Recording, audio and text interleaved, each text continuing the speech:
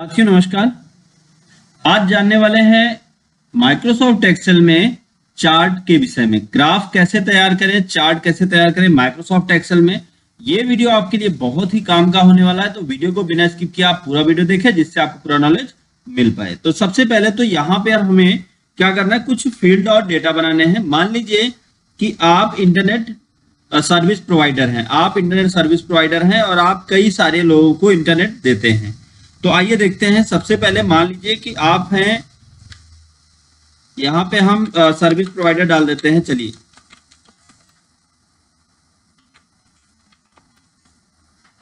हम यहां पे नाम डालते हैं सर्विस प्रोवाइडर। तो यहां पे हमने नाम डाल दिया। नाम डालने के बाद अब हम फिर क्या क्या करेंगे, यहां पे सबसे पहले फील्ड बनाते हैं, सीरियल नंबर। फिर उसके बाद आपके जो लोग हैं, मान लीजिए आपके लोग कौन कौन से हैं, यहां पे हम लिख देते हैं कस्टमर नेम, कस्टमर नेम। फिर उसके बाद मंथ, यहां पे बनाते हैं मंथ। फिर उसके बाद बनाते हैं data, data uses, data uses. और फिर उसके बाद आगे आप बना सकते हैं कि टोटल डेटा कितना यूज हुआ, ये यहाँ पे पता चल जाएगा।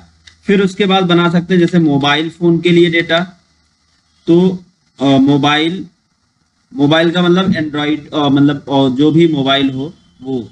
फिर उसके बाद अब यहाँ पे हम बना सकते हैं कंप्यूटर यूजेस। अब यहाँ पे इसको हम सेट करते हैं। सबसे पहले तो हमने इसको सेलेक्ट किया मर्ज सेंटर, और इसकी साइज को हमने बड़ा कर लिया। बड़ा करके इसको हमने बोल्ड किया। अब फिर इसको भी हम थोड़ा बड़ा करते हैं और इसको भी हम बोल्ड करते हैं, और बोल्ड करके इनको सेट कर लेते हैं। सेट करने का बहुत आसान तरीका है, कॉलम हेडिंग पे जाके आपको क्लिक करके ड्रैग करना, जिससे सारे कॉलम आपके सेलेक्ट हो जाएंगे। अब आप किसी भी कॉलम लाइन पर 2 बार माउस क्लिक करेंगे तो ये ऑटो एडजस्ट कर लेगा। फिर उसके बाद आपको अगर कहीं लग रहा है कि यहाँ पे आपको अपना चेंज करना है, मतलब साइज चेंज करनी है कॉलम का, या जो भी आपको करना है वो आप यहाँ से चेंज कर सकते हैं। अब नेक्स्ट बात आती है कि यहाँ पे एंट्री। चलिए हम एंट्री करते हैं। यहाँ पे हम डालते हैं सबसे पहले, मान लीजिए हो गए आपके जो यूजर हैं उनके नाम, सचिन इंटरप्राइजेस।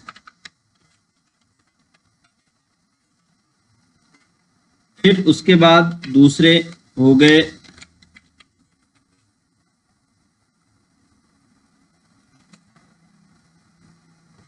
ऐसे ही, तीसरा नाम हो गया। फिर चौथा नाम हो गया आपका,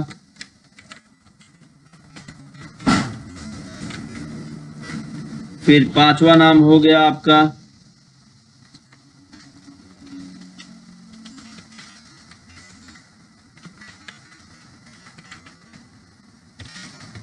फिर 6ठा नाम। तो इस तरीके से आपके जितने भी नाम हैं वो नाम आपने एंट्री कर दिए। अब उसके बाद मंथ की बात आती है। अब यहां पे हम कौन से महीने का बनाने वाले हैं, तो आप यहां पे बना सकते हैं। चलिए आप ऐसे भी बना सकते हैं कि जैसे जनवरी का हो गया, फरवरी का हो गया, तो आप इस तरीके से सबका मंथ यहाँ पे ऑटोमेटिक डिसाइड कर सकते हैं। तो उसके लिए आपको क्या करना होगा, इसको थोड़ा इधर करना होगा। लेकिन यहाँ पे मान लीजिए, चलिए हम ऐसे ही बना देते हैं कि जनवरी टू दिसंबर, ऐसे ड्रैग कर लेते हैं, फरवरी, मार्च, जनवरी टू दिसंबर। अब यहाँ पे आपके जो यूजर हैं वो उनका अलग अलग डेटा आप मंथ वाइज यहाँ पे निकाल लेते हैं। अगर आप यहाँ पे ये नहीं चाहते हैं कि ये जितने भी आपके यूजर हैं ये अलग अलग हो, तो आप यूजर का भी नाम यहाँ पे लिख सकते हैं। मान लीजिए सचिन इंटरप्राइजेस का पूरा हम जनवरी से दिसंबर का यूजर निकालना चाहते हैं। तो हमें क्या करना है, यहाँ पे आपको क्या करना है, यहां से लेके यहां तक आपको सेलेक्ट कर लेना, सेलेक्ट करके इसको मर्ज कर देना है, और फिर आप इसको सेंटर कर देंगे, ये आ जाएगा बीचों बीच। तो ये हो गया सचिन इंटरप्राइजेस का। बाकी किसी और का इस तरह से भी आप निकाल सकते हैं, वो आपकी मर्जी है, आपको कुछ करने की जरूरत नहीं है।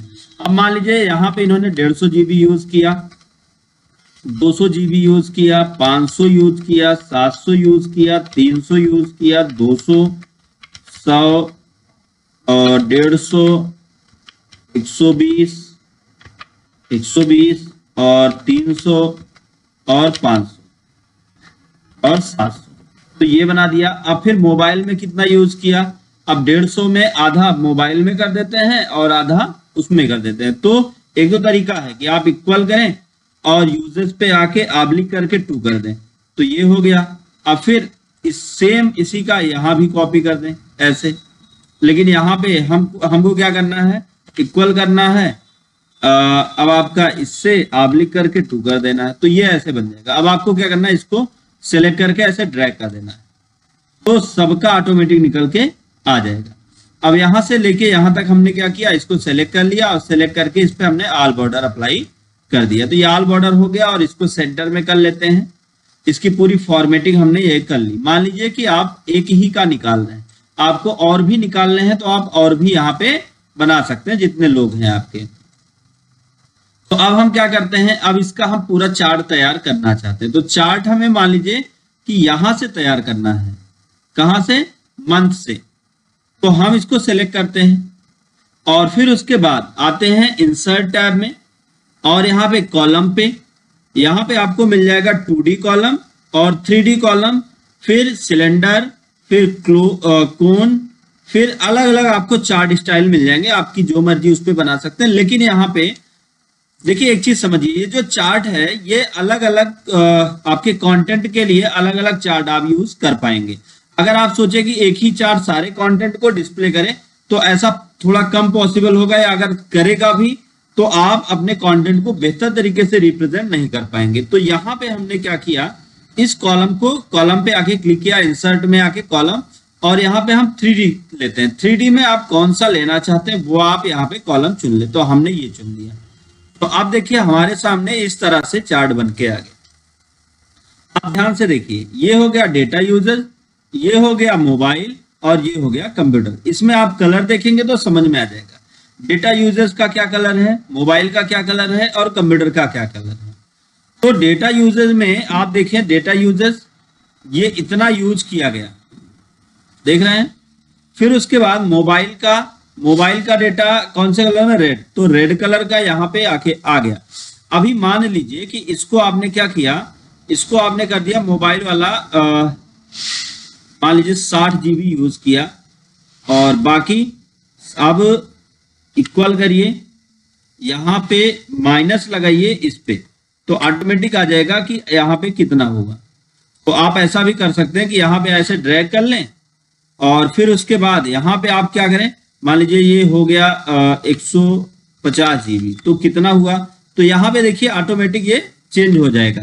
आप यहाँ पे जो भी एंट्री करेंगे वो एंट्री यहाँ पे आपको ऑटोमेटिक दिखाई देगी। आप यहाँ पे एंट्री करिए, ऑटोमेटिक यहाँ पे करेक्शन हो जाएगा। अब यहाँ पे मान लीजिए हमने कर दिया 200 GB, तो 100 इसमें, तो ये ऑटोमेटिक ये करेक्शन यहाँ पे हो जाएगा। और इसमें अगर आप कोई बदलाव करते हैं तो वो बदलाव यहाँ पे भी आपको दिखेगा।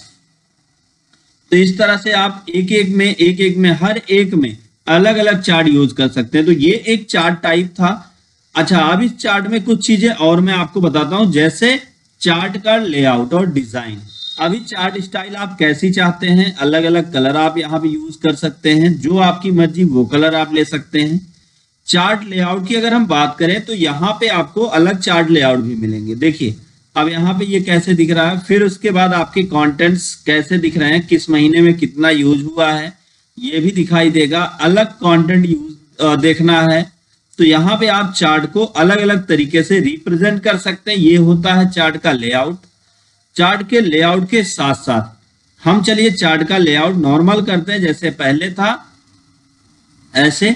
फिर उसके बाद अगर आप इसको स्विच रो ऑब्लिक कॉलम, अगर आप अपने डेटा को रो या कॉलम में डिस्प्ले करना चाहते हैं तो यहां से स्विच कर लें। तो ये देखिए आपके कंटेंट कैसे दिखाई देते हैं। तो यहां से आपके डेटा रो या कॉलम में अलग तरीके से रिप्रेजेंट होंगे।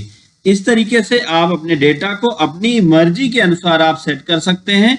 जैसे ये डेटा, अब देखिए डेटा यूजर्स का पूरा जो आपका डेटा है वो यहाँ पे है, इसमें कितना यूज किया गया वो यहाँ पे दिख रहा है। मंथ का कलर आप यहाँ से देख सकते हैं। फिर मोबाइल फोन में कितना यूज किया गया, मंथ का कलर आप यहाँ से देख सकते हैं। कंप्यूटर में कितना यूज किया गया, आप कलर यहाँ से देख सकते हैं। तो इस तरह से आप अपने चार्ट को बेहतर तरीके से रिप्रेजेंट कर सकते हैं।